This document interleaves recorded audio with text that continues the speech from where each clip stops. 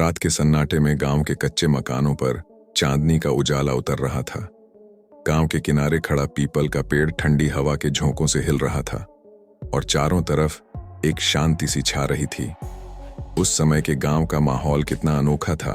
न बिजली की रोशनी, न शोर शराबा, बस दियों की लौ, खेतों की खुशबू और चिड़ियों की आवाजें। इसी गांव में रहमत अपने माता पिता के साथ रहता था। रहमत एक मेहनती किसान था जो दिन भर खेतों में हल चलाता, फसलों को पानी देता और शाम को पसीने से तरबतर घर लौटता। उसके कपड़ों में मिट्टी और खेतों की खुशबू बसी रहती थी। उसकी आंखों में संकल्प की चमक थी, लेकिन दिल के किसी कोने में एक अजीब सी तन्हाई भी छिपी थी। इसी गांव में एक और कहानी पनप रही थी। जैनत, एक अनाथ लड़की जिसके माता पिता का साया बचपन में ही उठ गया था।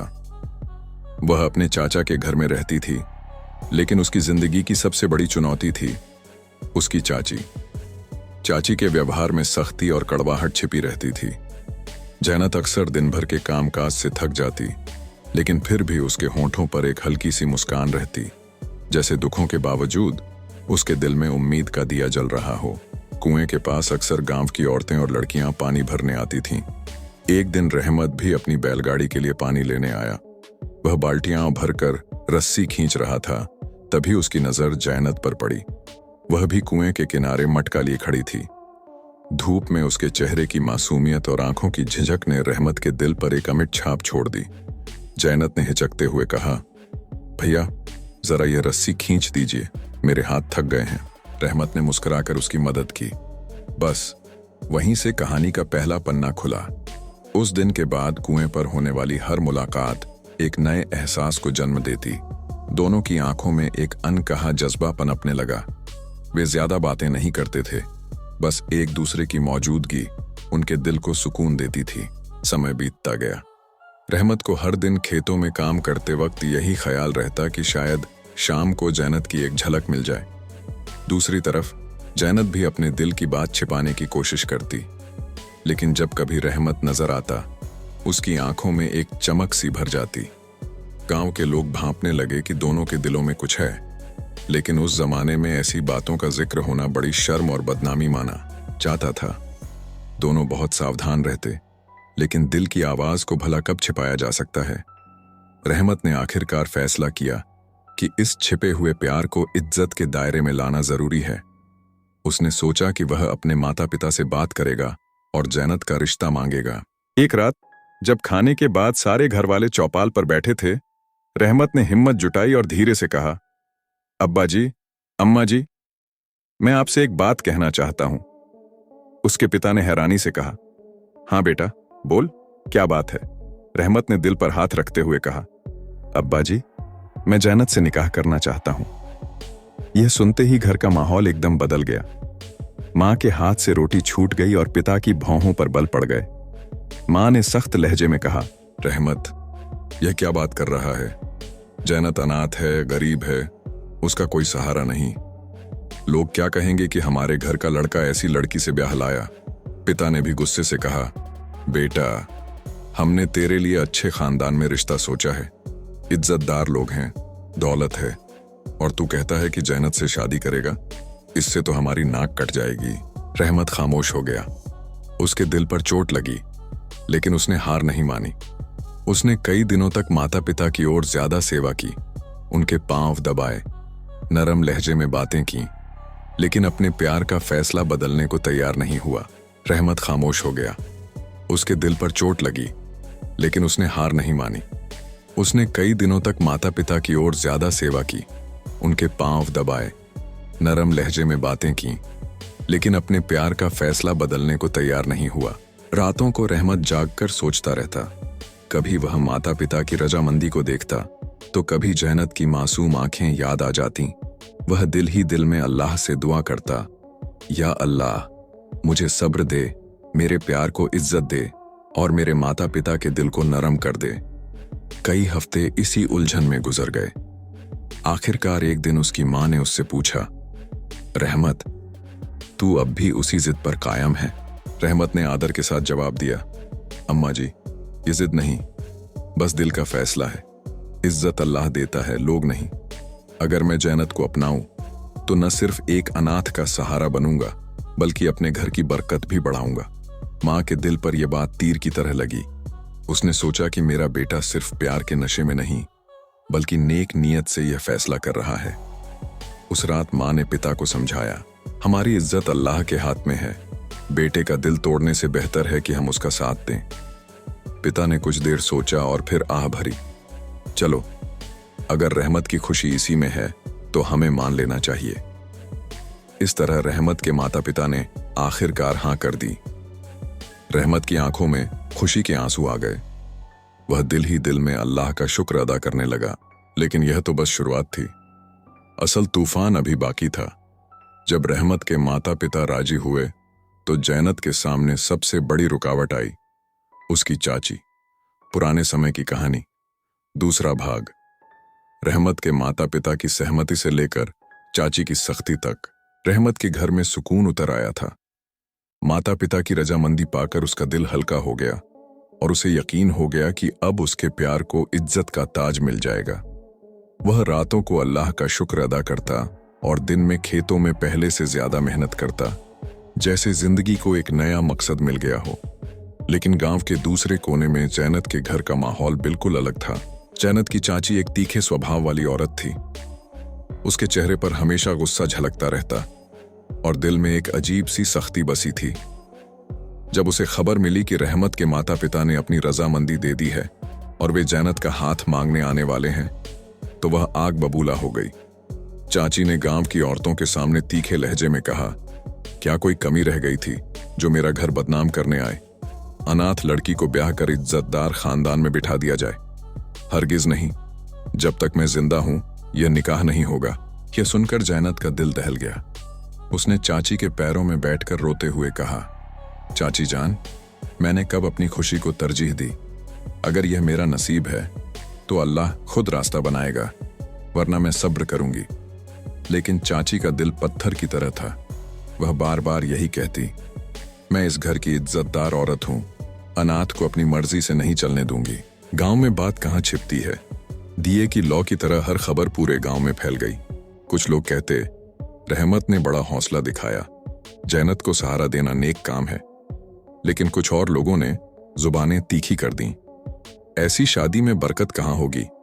रहमत जैसा जवान लड़का अपनी नस्ल बर्बाद कर लेगा। ये बातें रहमत के कानों तक भी पहुंची, लेकिन उसने किसी बात को दिल पर नहीं लिया। वह जानता था कि रास्ता आसान नहीं होगा। पहले कुएं पर कभी कभार जैनत और रहमत की नजरें मिल जाती थीं, लेकिन अब चाची ने जैनत को सख्ती से रोक दिया। कुएं पर अकेले नहीं जाना, बाजार में सिर झुकाकर चलना, और याद रख, अगर कभी रहमत के घर वाले इधर आए तो मैं सबके सामने तमाशा बना दूंगी। जैनत के लिए यह कैद एक अजाब थी। वह अपने दिल को तसल्ली देती और रातों को अल्लाह से दुआ करती, या रब, अगर यह प्यार मेरे हक में बेहतर है तो आसानी पैदा कर, वरना मुझे सब्र अता फरमा। रहमत को जब चाची की सख्ती का पता चला तो उसने हौसला नहीं हारा। वह रात को अपनी माँ से कहता, अम्मा जी, दुआ करें कि जैनत की राह में आसानी हो, चाची का दिल नरम हो। माँ कभी बेटे को गले लगाकर रोती और कभी हौसला देती, बेटा, प्यार की राह आसान नहीं होती, सब्र कर, अल्लाह खुद फैसला करेगा।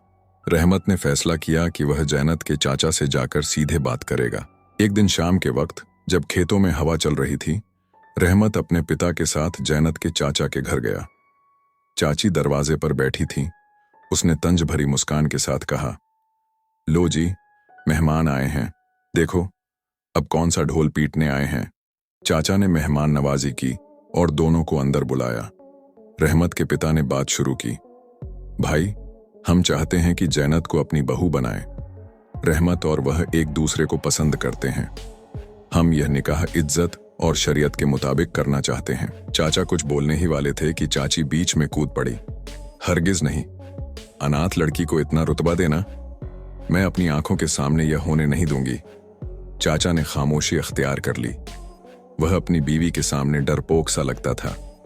रहमत का दिल कट गया, लेकिन उसने आदर के साथ कहा, चाचा जी, अगर यह निकाह हो जाए तो जैनत को एक सहारा मिलेगा और हम सबको बरकत मिलेगी। चाची ने तीखे लहजे में कहा, सहारा? सहारा तो मैंने इसे बरसों से दिया है, अब अचानक कोई आकर मुझसे बेहतर बन जाए? नहीं, ये शादी नहीं होगी। वह रात रहमत के लिए सबसे मुश्किल थी। वह खेतों में जाकर बैठ गया, आसमान की तरफ देखने लगा और दिल ही दिल में बोला, या अल्लाह, ये कैसी आजमाइश है। पहले माता पिता का दिल नरम किया, अब चाची की सख्ती आड़े आ गई, लेकिन उसने हार नहीं मानी। मैं सब्र करूंगा, अगर प्यार सच्चा है तो उसे मंजिल जरूर मिलेगी। दिन बीतते गए। गांव में रहमत और जैनत की कहानी जुबान पर चढ़ गई। कुछ लोग हमदर्दी दिखाते, कुछ ताने कसते, लेकिन सबको इंतजार था कि अंजाम क्या होगा। रहमत अपने माता पिता के साथ खड़ा था, लेकिन जैनत अकेली थी। उसकी जिंदगी जैसे एक पिंजरे में कैद हो गई थी। चाची ने हर दिन कोई नई रुकावट डालनी शुरू कर दी। कभी जैनत को ताने देती, कभी गांव की औरतों के सामने उसे बदनाम करती। यह सब उस लड़की की साजिश है। अनाथ थी, बेसहारा थी, अब जवान होकर बड़े खानदान को फंसा रही है। जैनत का दिल खून के आंसू रोता, लेकिन वह चुप रहती। उसकी खामोशी ही उसका सबसे बड़ा हथियार थी। रहमत के दिल में आग लगी रहती। वह हर रात अल्लाह से दुआ करता और दिन में खेतों में मेहनत में जुटा रहता।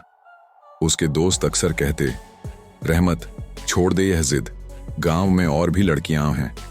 लेकिन रहमत मुस्कुराकर जवाब देता, प्यार जिद नहीं, ईमान है। जैनत को छोड़ देना मेरे बस की बात नहीं। अगर अल्लाह ने चाहा तो यह निकाह जरूर होगा। एक दिन गांव के इमाम साहब ने रहमत को बुलाया। वे बुजुर्ग और नेक दिल इंसान थे, जिनकी सब इज्जत करते थे। इमाम साहब ने कहा, बेटा, मैंने सारे हालात देखे हैं। जैनत एक नेक लड़की है, तू भी नेक नियत है। शरीयत अनाथ का सहारा बनने की ताकीद करती है। मैं खुद इस निकाह के लिए आगे बढ़ूंगा। रहमत की आंखों में उम्मीद की चमक आ गई। इमाम साहब ने जैनत के चाचा को बुलाकर कहा, भाई, यह निकाह होने दो। यह रहमत की जिद नहीं, यह दीन की बात है। अनाथ की दुआ जन्नत का दरवाजा खोल देती है। चाचा ने आंखें झुका लीं। वह जानता था कि इमाम साहब की बात को टालना मुमकिन नहीं, लेकिन चाची अभी भी जिद पर अड़ी थी। चाची चिल्लाई, अगर यह निकाह हुआ तो मैं इस घर में नहीं रहूंगी। इमाम साहब ने शांति से कहा, बहन, दुनिया का रिश्ता वक़्ती है, लेकिन इंसाफ अल्लाह के नजदीक हमेशा रहता है।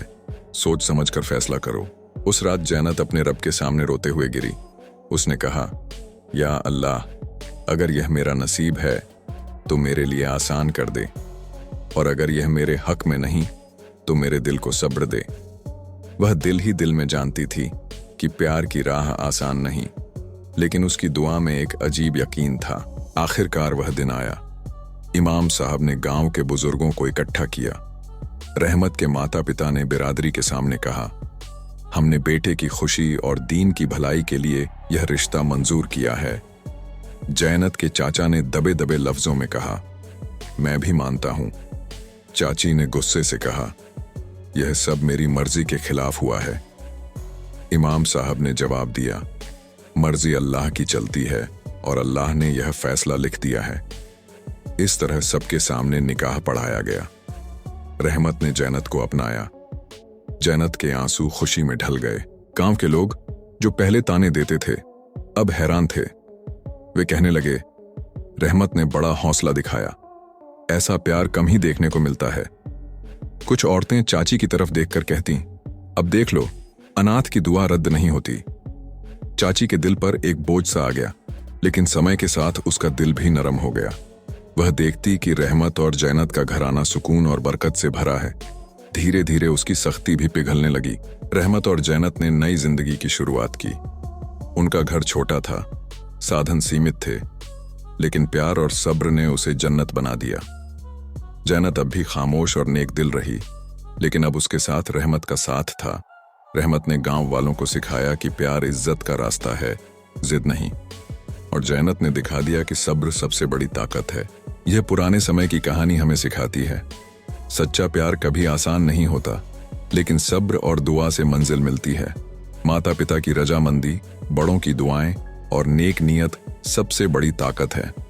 अनाथ का सहारा बनना सिर्फ प्यार नहीं, इबादत है। जिद्दी दिल आखिरकार टूट जाता है, लेकिन सच्ची नीयत कभी हार नहीं मानती।